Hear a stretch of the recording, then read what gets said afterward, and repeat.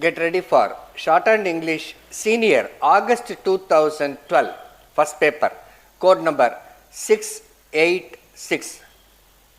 Begin. Mr. Speaker Sir, I move the motion of thanks to the Governor for his address to the legislature.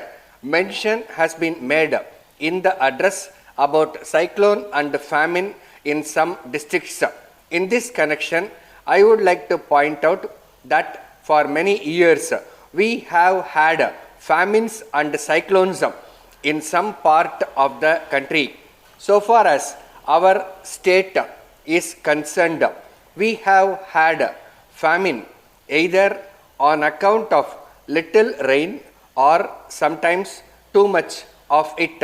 In spite of our best efforts, we find that the resources for meeting such conditions are no longer available, and we do not know how we are going to solve these problems if famines and cyclones continue. Today, we have to take into account what has happened in the past 3 or 4 years.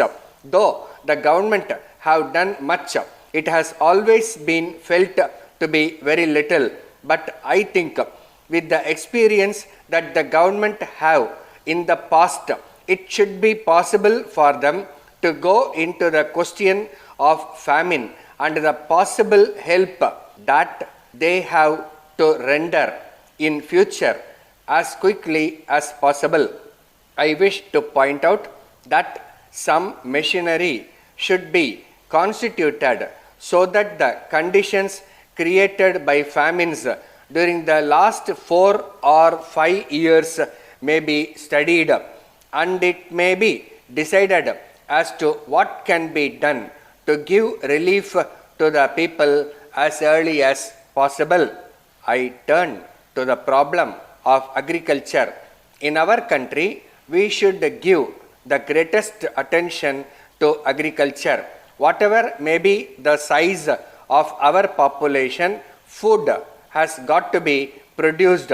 So far as our state is concerned, we have to intensify agricultural operations so that we may be able to grow much more than what we are doing now. If we adopt scientific methods of agriculture and use better manure, I think that it will be possible to increase production. It will be good if production committees are formed in every village. They may see how best we can improve agriculture. The government may help them to promote the sale of improved seeds and better manure. If the government interference is reduced and the people are helped to help themselves, it will create the necessary enthusiasm for development. So far as irrigation projects are concerned, at present no new irrigation projects are taken up, and the work on the existing projects is being slowed down. In my opinion, slowing down any irrigation project on the ground of want of finance is not a sound policy. The greatest economy can be effected by completing the work so that the fields may be irrigated and production increased. I request that the irrigation schemes may be completed as early as possible, even by borrowing money if necessary.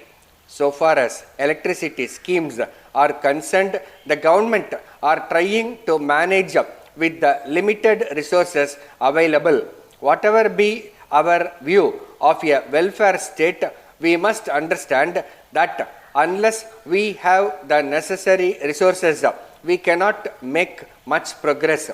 There is a general feeling that the resources of a government are unlimited. If it is understood that the resources of the government have to come from the people, it will reduce the demand on the government to take up this scheme or that. At the same time, the interests of no region should be neglected. Minor irrigation schemes should be taken up wherever possible. After attaining independence, we have seen great development taking place in the country. Of course, we desire more progress, but we have achieved so much progress in spite of all difficulties. Letter from Kumaran Publishers, New Delhi, to Messrs. Jack and Company, Chennai. Dear Sirs, it will be a great thing if you can save a lot by reducing your office expenses. For this purpose, we have brought out a publication entitled Scientific Office Management. It will tell you how you can avoid waste in office expenses. We may tell you that the book is the result of a long research made by the author for many years. He is now really regarded as an authority on office management. We are glad to tell you that the book is a unique one of its kind. In the first instance, it was published as a textbook for schools and colleges, but as there was great demand, it has now been revised so as to meet the requirements of office managers.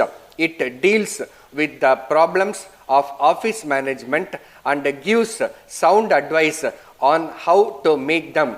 It has not left out anything which should be said, and at the same time, nothing has been said which is useless for the purpose. As a matter of fact, the book will be a valuable guide to office managers and secretaries. Whatever be your line of business or problem, you are sure to profit by it. Please fill in the enclosed order form and send it to us. We shall be glad to send you the book by return of post. Yours faithfully. Stop.